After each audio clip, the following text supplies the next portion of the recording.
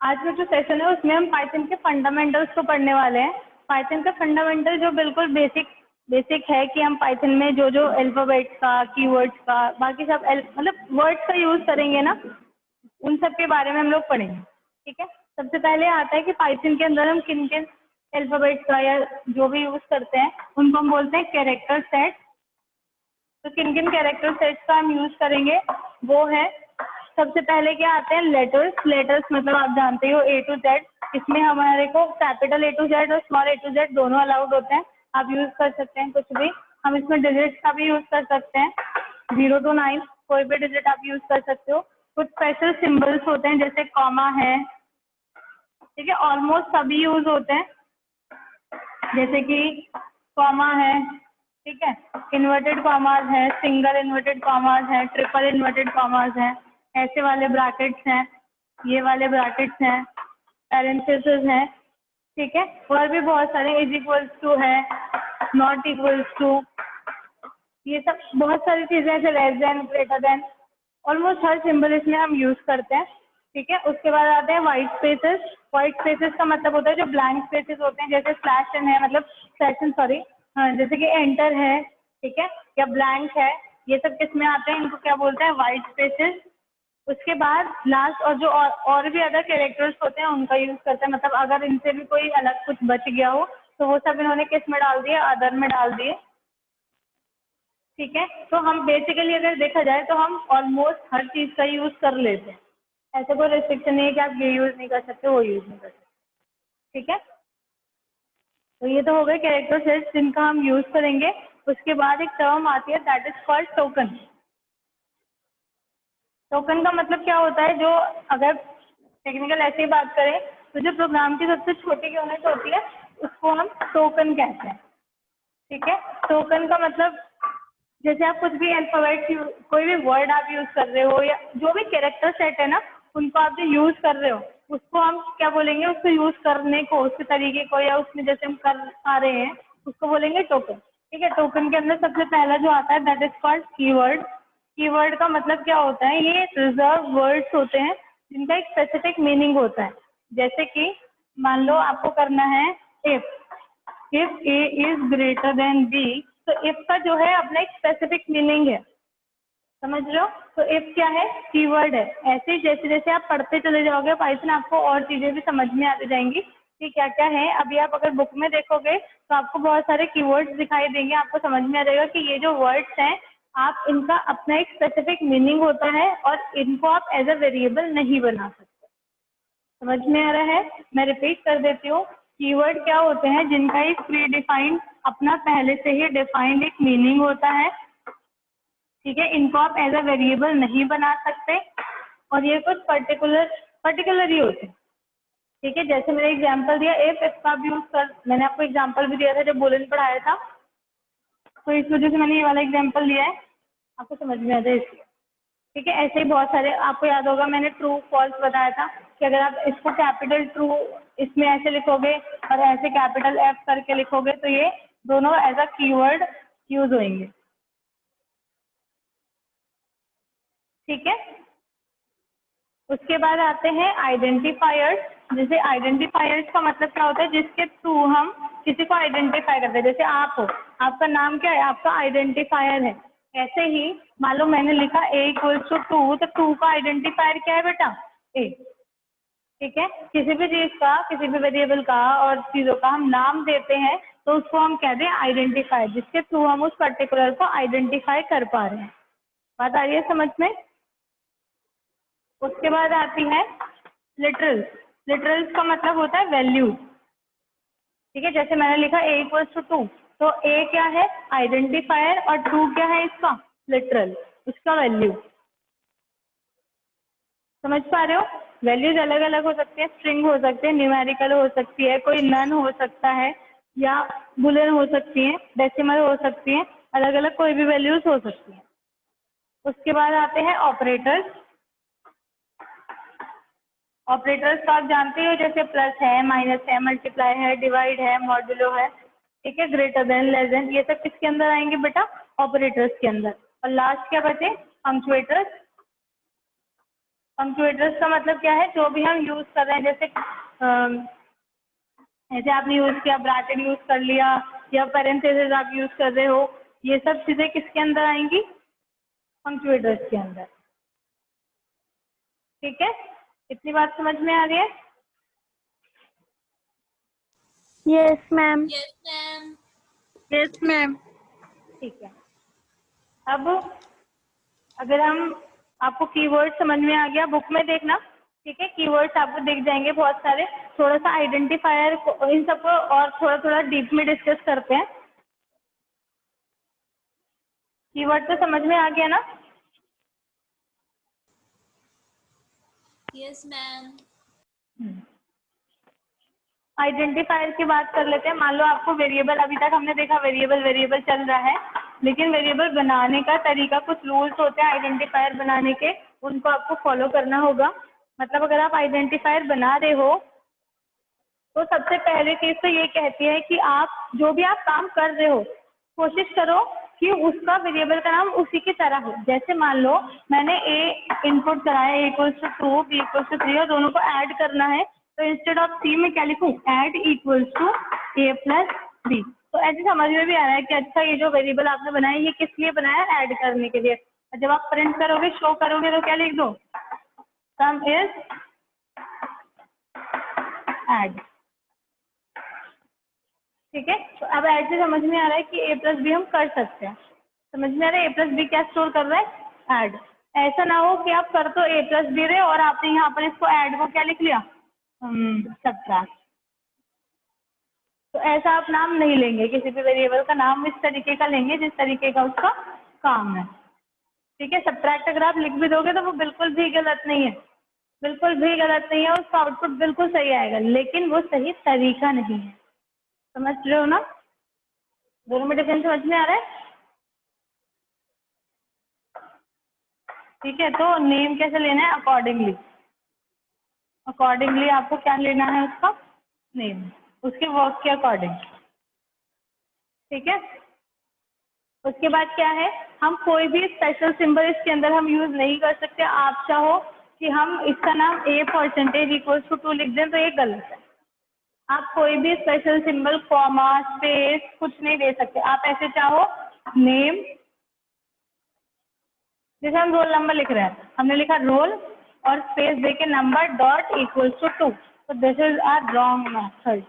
We can't use any special symbol in the variable name except underscore. बेटा मैं ये sentences पूरे पूरे नहीं लिख रही हूँ ना, एक्सेप्ट अंडरस्कोर आप कुछ भी यूज नहीं कर सकते। अंडरस्कोर मतलब कैसे होता है, जो नीचे वाला ऐसे डंडा होता है ना, उसको बोलते हैं अंडरस्कोर। जैसे अगर आपको रोल नंबर लिखना है तो आप कैसे लिख सकते हो, आप इसको ऐसे लिख सकते हो, roll underscore number equals to 2, बस। ठीक है, अंडरस्कोर आप स्टार्टिंग में भी यूज कर सकते हो, एंड में भी यूज कर सकते हो, बीच में भी यूज कर सकते हो, बट अगर आप चाहो कि, और आप ऐसे लिखोगे ना, अगर रोल ऐसे वाला बीच वाला डैश, तो दिस इज रॉन्ग। ये नीचे वाला यूज करना है, अंडरस्कोर वाला। ठीक है, और आप कोई कीवर्ड नहीं बना सकते आइडेंटिफायर के लिए, नो कीवर्ड। ठीक है, और जो आपका जो आइडेंटिफायर है दैट ऑलवेज स्टार्ट्स विद, या तो वो अल्फाबेट से स्टार्ट होगा या फिर वो अंडरस्कोर से स्टार्ट होगा। आप चाहो, हम देखो आप ऐसे बना सकते हो, मतलब हमने लिया नम, आप बना सकते हो num 1 equals to 2, this is correct. Num underscore 1 equals to 2, this is also correct. आप लिखो नम underscore equal to 2, this is also correct. If you write underscore num1 equals to 2, that is also correct, but if you write 1 num equals to 2, that is completely wrong. हम कैसे start करेंगे हमेशा, या तो alphabet से या फिर underscore से। बात आ रही है समझ में?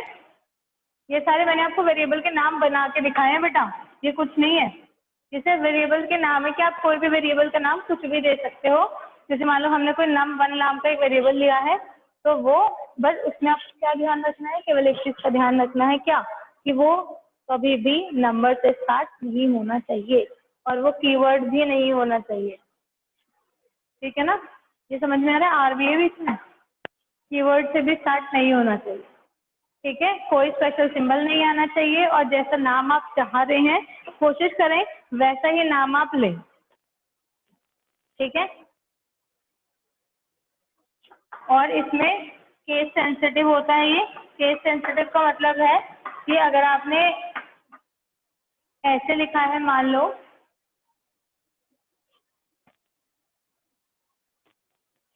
नेम, चलो हम नाम ले लेते हैं, चलो दृष्टि ले लेते हैं। ठीक है, और अगर आपने ऐसे लिया है और अगर आप ऐसे लिख रहे हो नेम, इसका नाम है, चलो अर्पिता। ठीक है, both are treated differently. Small N वाला नेम अलग वेरिएबल बनेगा और कैपिटल एन वाला नेम अलग वेरिएबल बनेगा। समझ रहे हो? ये क्या होते हैं, केस सेंसिटिव। तो ये सब आइडेंटिफायर बनाने के लिए मैथड का एक वेज मान लो कि आप उसमें नाम उसके अकॉर्डिंग लेंगे। ठीक है, except underscore no symbol allowed, कोई सिंबल नहीं अलाउड है।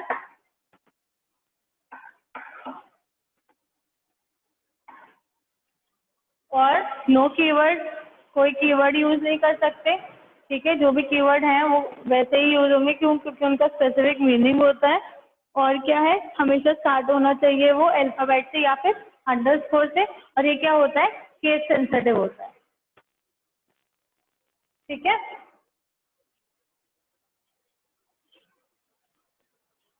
यहाँ तक कोई डाउट?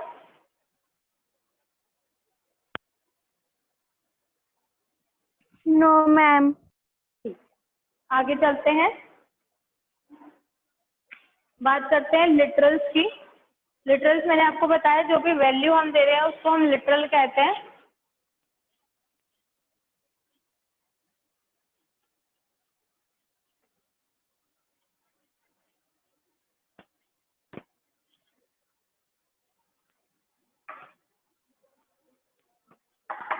लिटरल में सबसे पहला आता है बेटा स्ट्रिंग लिटरल। स्ट्रिंग का मतलब क्या होता है, जैसे कलेक्शन ऑफ अल्फाबेट, जैसे मैंने दिया A=, छवि ले लेते हैं, चलो A=छवि, तो Chhavi is the string literal. String का मतलब क्या होता है, कलेक्शन ऑफ अल्फाबेट। ठीक है, बात समझ में आ रही है? स्ट्रिंग लिटरल का मतलब क्या होता है, कलेक्शन ऑफ अल्फाबेट्स। हम इसके अंदर अल्फाबेट्स का यूज कर सकते हैं। बेसिकली अगर आपने किसी भी चीज को डबल इन्वर्टेड कॉमास के अंदर लिख दिया ना, तो वो एज अ स्ट्रिंग ही ट्रीट होती है। समझ में आ रहा है? अब स्ट्रिंग्स भी अलग अलग टाइप की होती है। स्ट्रिंग अलग अलग टाइप की कैसे होती है, दो टाइप की होती है। हम एक तो हमने लिखा छवि, ये तो नॉर्मल हो गया। अगर आपको यही दो सेंटेंस बनाने होते, आप ऐसे भी लिख सकते हो,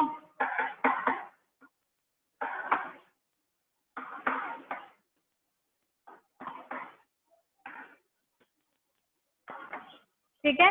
अगर आपको इसको मल्टीपल लाइन में बनाना है, मतलब अगर आपको दो लाइन में आप चाहते हो, तो आप इसको 3 इन्वर्टेड कॉमास से लिखना स्टार्ट करोगे। ठीक है, अभी तक हम 2 यूज कर रहे थे, अब आप क्या कर सकते हो, अगर आपको उसको मल्टीपल लाइन स्ट्रिंग बनानी है तो हम क्या कर सकते हैं, उसके अंदर 3 इन्वर्टेड कॉमास का यूज कर सकते हैं। तो ये क्या बन जाएगी, multiple line string.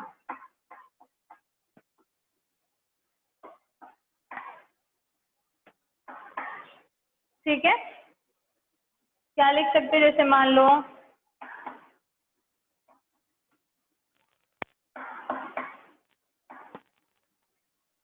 Are,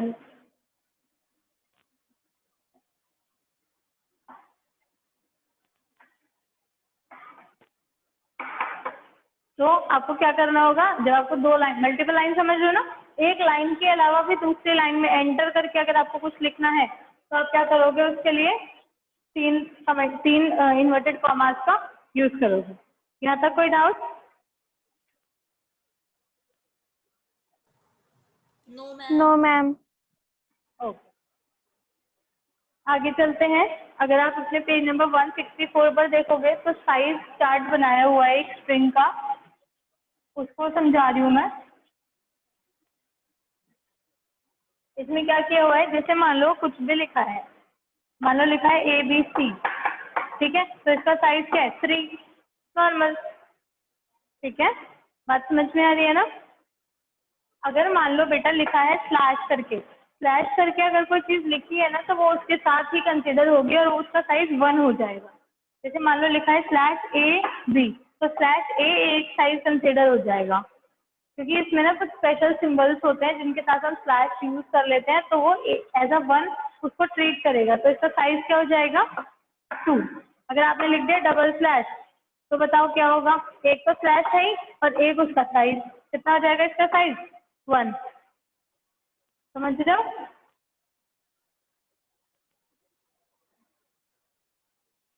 ma'am फिर से बता दीजिए। मैं दोबारा बता देती हूँ बेटा।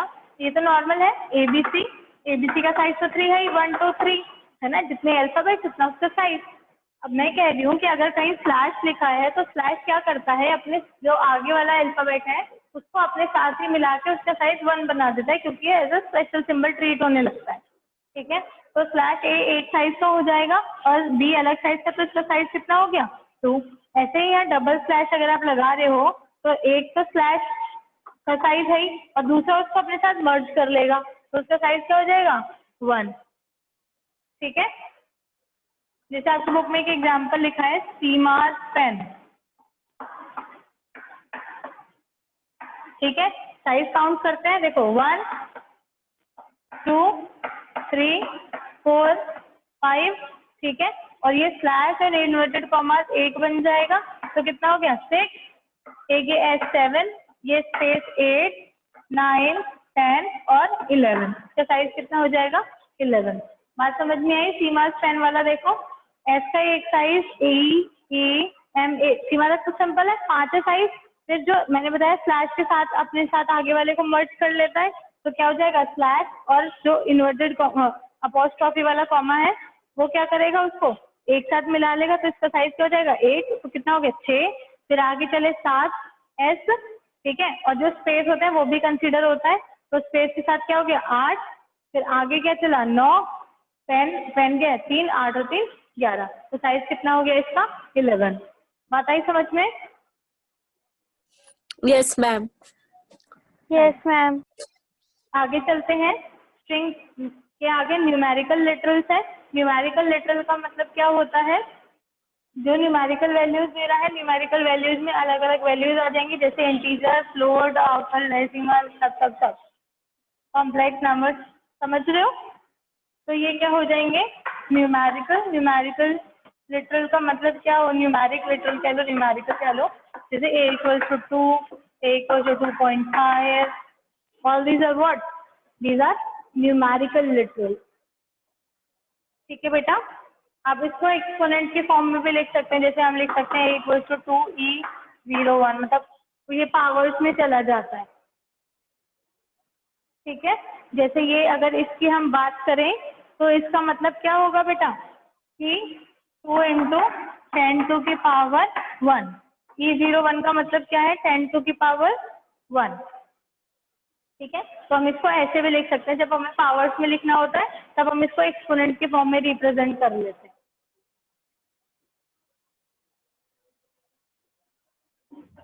ठीक है। Okay ma'am. आगे चलते हैं। Yes ma'am. आपको पता ही है बूलियन में कौन कौन से होते हैं, ट्रू और फॉल्स, 0 या 1, ऑन या ऑफ, ठीक है। तो बूलियन लिटरल का मतलब क्या है, आपने दिया A = ट्रू, तो ये किस टाइप का हो गया, A बूलियन टाइप का, ठीक है ना।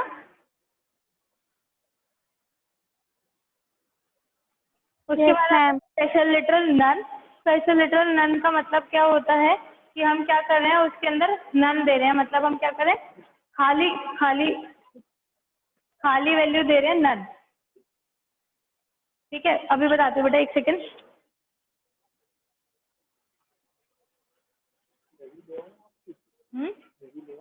हाँ ले लो, क्या देते हैं आज, ये काय का बिल है? ये परसों का होगा, ये कनेक्टर आए थे 15 तो 20 सॉरी 20 कनेक्टर। हाँ जी बेटा, हम कहाँ थे? नन की बात कर रहे थे।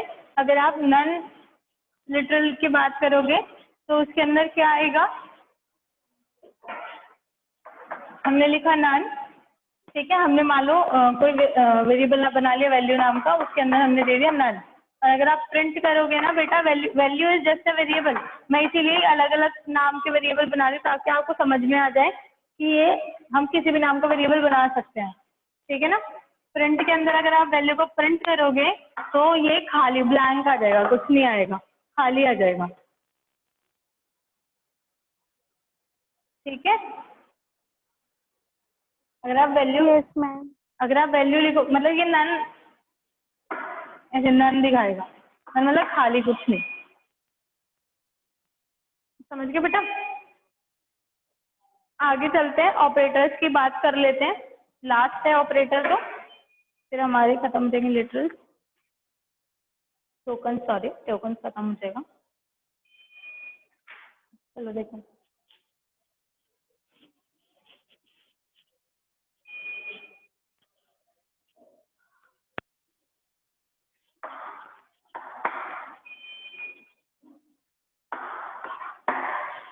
ऑपरेटर्स क्या होते हैं? बेसिकली दो टाइप होते, तो बहुत सारे हैं वैसे।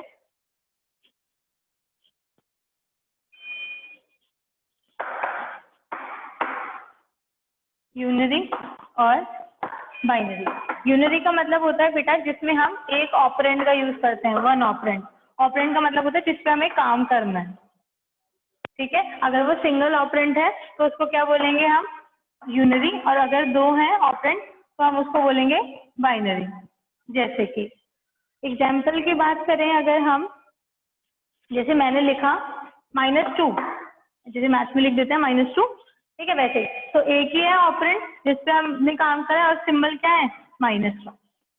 बात समझ में आ रही है? जैसे मैथ्स में लिखते हो ना, अब जैसे नंबर लाइन पे भी -2 + 2 वैसे करके, तो वो क्या है? -2 अगर आपने लिखा तो ये किस टाइप का है? Unary operand. बात समझ में आ गई? यूनरी ऑपरेटर्स वो ऑपरेटर्स होते हैं जिसके लिए ऑपरेंड मतलब जिससे हम लगा रहे हैं वो सिंबल या जिससे हम वो ऑपरेटर लगा रहे हैं वो केवल एक हो, ठीक है। जैसे मैंने लिखा a यस मैम। = -2, तो -2 क्या है? इसमें ये यूनरी ऑपरेंड, ठीक है। अगर बाइनरी की बात करें उसमें 2 होने चाहिए, जैसे हमने लिखा a + b, जिसमें कितना हो गया ऑपरेंड? 2। a - b है, a मॉड्यूलो कुछ भी है, तो वो सब क्या है बेटा? जिसमें हमें एक से ज्यादा पे काम करना पड़ता है, ठीक है।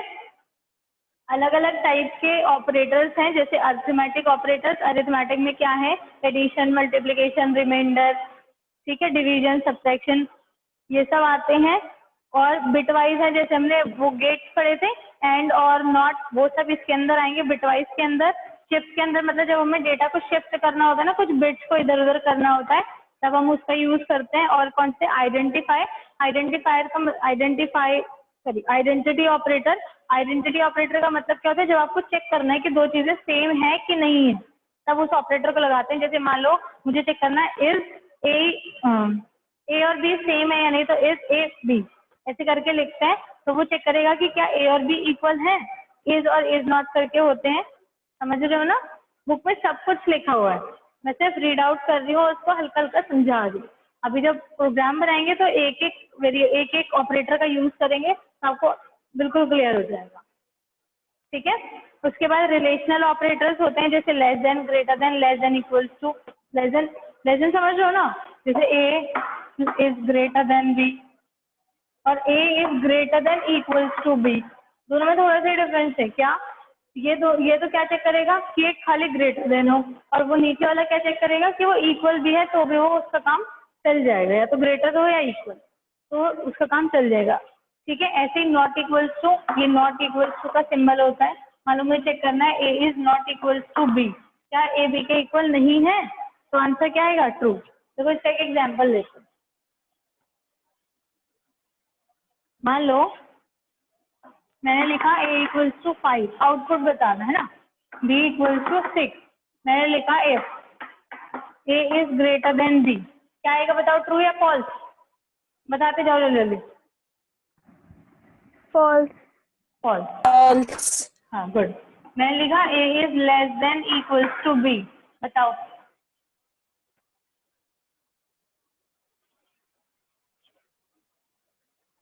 बोलो। ट्रू। ट्रू, सही। मैंने लिखा A is not equals to B, क्या आएगा?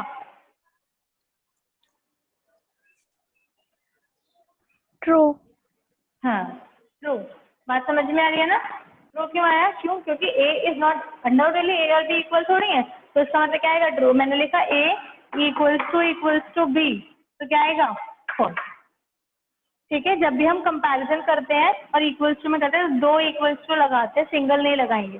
सिंगल लगा दिया तो क्या होगा, अगर हमने इसको ऐसे लिख दिया होता ना बेटा, तो जो बी की वैल्यू होती वो ए पे चली जाती, फिर बी की वैल्यू क्या हो जाती, वो शिफ्ट हो जाती ए पर। समझ रहे हो? बी की वैल्यू ए पर मैम साइन हो दो जाती क्यों लगाए? बेटा। जब हम कंपैरिजन करते हैं तब हम दो इज इक्वल्स टू का यूज करते हैं, एक का यूज नहीं करते हैं। क्यों नहीं करते हैं?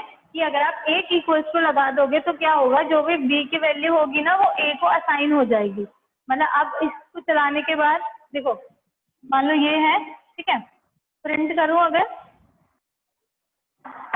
मैंने लिखा प्रिंट ए, ठीक है, प्रिंट सब में चलेगा, प्रिंट बी, फिर मैंने लिखा ए इक्वल्स टू बी, ठीक है, और उसके बाद में करूँ प्रिंट ए और प्रिंट बी। इसका आउटपुट देखते हैं ना। अगर प्रिंट ए करेगा क्या आएगा 5, प्रिंट बी 6 विदाउट, यहाँ तक तो सिंपल है। अब क्या होगा, जब बी की वैल्यू वही ए को असाइन हो जाएगी, इक्वल्स टू का मतलब, तो ए की वैल्यू क्या हो जाएगी बेटा 6 और बी भी 6, इसलिए डबल इक्वल्स टू कंपैरिजन के लिए यूज करते हैं, single equals to value assign करने के लिए यूज करते हैं। ठीक है, जो इक्वल्स टू वाले होते हैं वो असाइनमेंट ऑपरेटर्स होते हैं।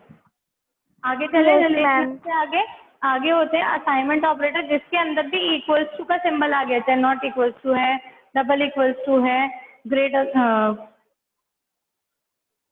सॉरी नॉट इक्वल्स टू नहीं है इसके अंदर, मैं लिख देती हूँ एक बार। असाइनमेंट ऑपरेटर्स होते हैं जिसके अंदर इक्वल्स टू करके हम यूज करते हैं, उनको हम कहते हैं असाइनमेंट ऑपरेटर्स। जैसे मैंने लिखा ए इक्वल्स टू बी, ठीक है, ये क्या है असाइनमेंट ऑपरेटर, ये वाला असाइनमेंट होता है इक्वल्स टू।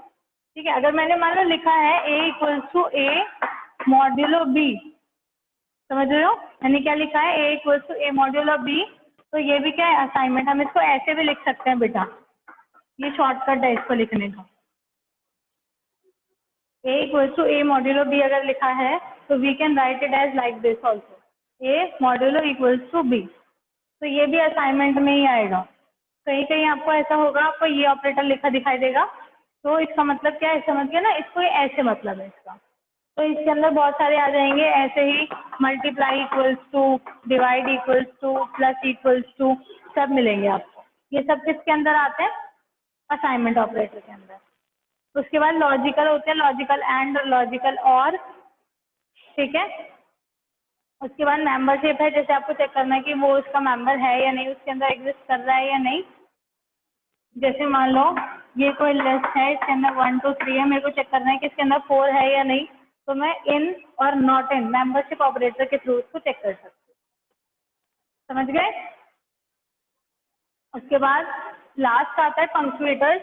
पंक्चुएटर्स मैंने आपको बताए, पंक्चुएटर्स का मतलब क्या होता है, जो भी हम इन्वर्टेड कॉमास है या फिर क्या है जितने भी हम चीज़ें एक्स्ट्रा यूज कर रहे हैं ना, जैसे डॉट है, कॉमा है, हैशटैग है, कुछ भी है, कॉमा है, ठीक है, डॉट है, हैश भी यूज करेंगे हम, मैं आपको बताऊंगी कहाँ पर, ठीक है, पेरेंथेसिस है, ये वाले कर्ली ब्रैकेट्स हैं, स्क्वायर ब्रैकेट्स हैं, ये सब किसके अंदर आते हैं, पंक्चुएटर्स के अंदर। कॉलन है, सेमी कॉला है, सेमी कॉमा, तो ये सब हम किसके अंदर यूज करते हैं बेटा, किसके अंदर आते हैं ये सब, पंक्चुएटर्स। बात समझ में आ गई?